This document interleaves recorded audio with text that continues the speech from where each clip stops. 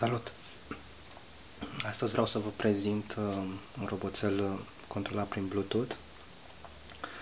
Mai precis, Bluetooth-ul este HC06.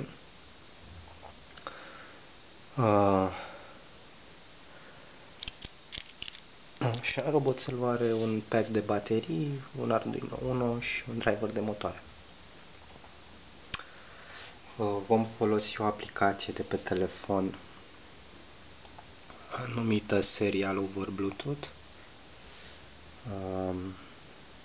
Ne vom conecta la el.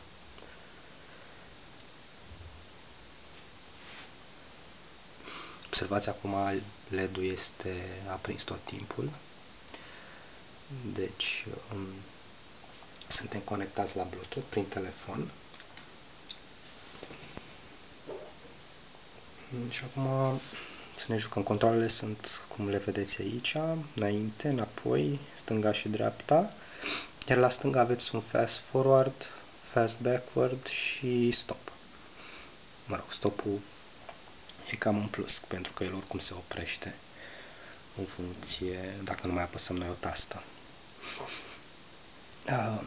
Haideți să ne jucăm un pic cu el.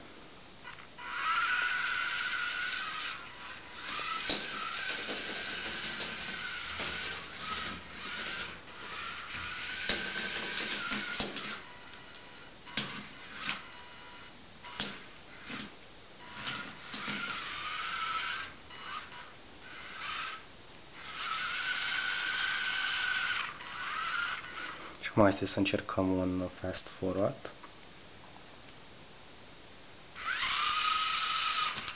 Și acum un fast backward. Și acum ne jucăm normal cu el.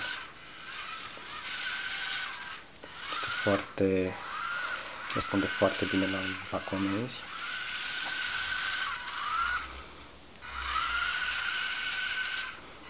Și în spate. Acum un fast forward.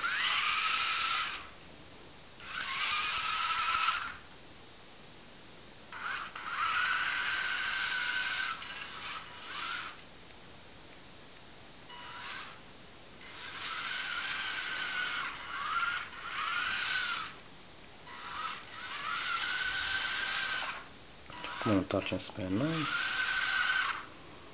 Și asta e. Haideți acum să ne deconectăm de la el.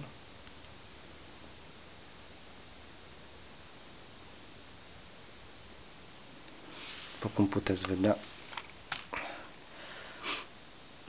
LED-ul se aprinde și se stinge intermitent. Cam asta a fost. Dacă aveți întrebări, nu ezitați să folosiți formularul de contact.